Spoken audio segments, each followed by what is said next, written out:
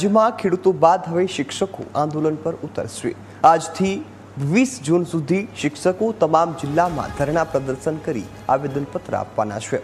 અમદાવાદમાં મળેલી અખિલ ભારતીય પ્રાથમિક શિક્ષક સંઘની બેઠકમાં આ નિર્ણય કરવામાં આવ્યો છે।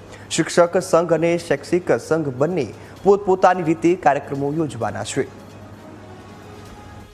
સુપ્રીમ કોર્ટે તમામ શિક્ષકો માટે ટેટ પરીક્ષા પાસ કરવી ફરજિયાત કરી છે, જેથી સુપ્રીમ કોર્ટ સામે બાયો ચડાવીને વિરોધ પ્રદર્શન કરીને 2010 પહેલાના શિક્ષકોને ટેટમાંથી મુક્તિ આપવા માટે આંદોલન કરવામાં આવશે, જેમાં એએમસીનું શિક્ષક મંડળ અને અખિલ ભારતીય રાષ્ટ્રીય શૈક્ષિક મહાસંઘ 17મી જૂને કલેક્ટર કચેરી ખાતે ધરણા પ્રદર્શન કરી આવેદનપત્ર આપશે, જ્યારે અખિલ ભારતીય પ્રાથમિક શિક્ષક સંઘ દ્વારા 20 જૂને ધરણા કરી આવેદનપત્ર આપવાનો કાર્યક્રમ રાખવામાં આવ્યો છે, જેમાં 3 કલાક ધરણા પ્રદર્શન કરી વિરોધ નોંધાવાશે અને ત્યારબાદ કલેક્ટરને આવેદનપત્ર આપવામાં આવશે। 2010 પહેલા નિયુક્ત થયેલા અંદાજિત 1 લાખ શિક્ષકો પર નોકરી બચાવવા ટેટ પાસ કરવાનું સંકટ તોડાઈ રહ્યું છે અને આ વિરોધ કરવામાં આવશે।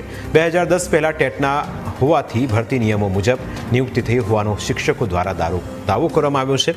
શિક્ષકોની મુખ્ય માંગણીઓ ઉપર નજર કરીએ તો વધુ ખ્યાલ આવશે। 2010 પહેલાના શિક્ષકોને ટેટમાંથી મુક્તિ આપવાની માંગ શિક્ષકો કરી રહ્યા છે।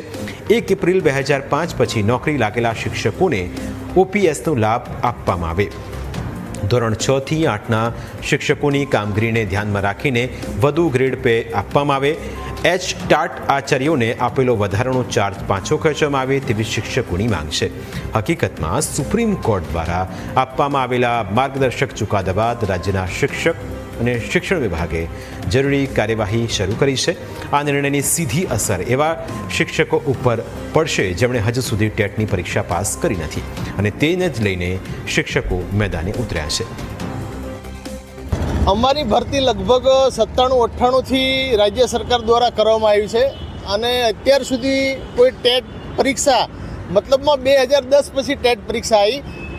આ 12 વર્ષની અંદર ટેટ પરીક્ષા પાસ કરેલા કોઈ પણ કર્મચારી નથી। આજે 25-27 વર્ષે સરકાર ટેટ પરીક્ષા લાવવા માગે છે, એ તદ્દન વ્યાજબી વાત નથી।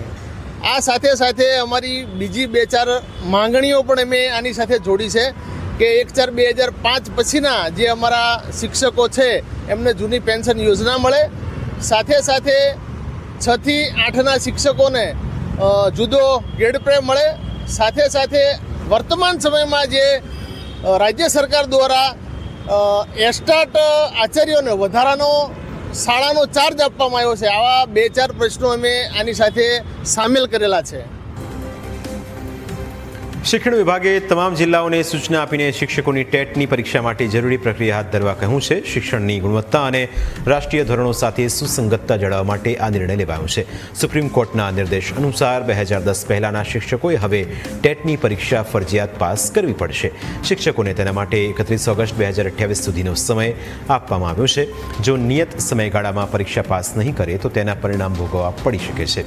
શિક્ષકોને વહીવટી અને સેવાકીય પરિણામો પણ ભોગવવા પડી શકે છે, એટલે કે જે શિક્ષકો ટેટ આપ્યા વિના જ નોકરી ઉપર લાગ્યા હતા તેમને આ પરીક્ષા પાસ કરવી જ પડશે।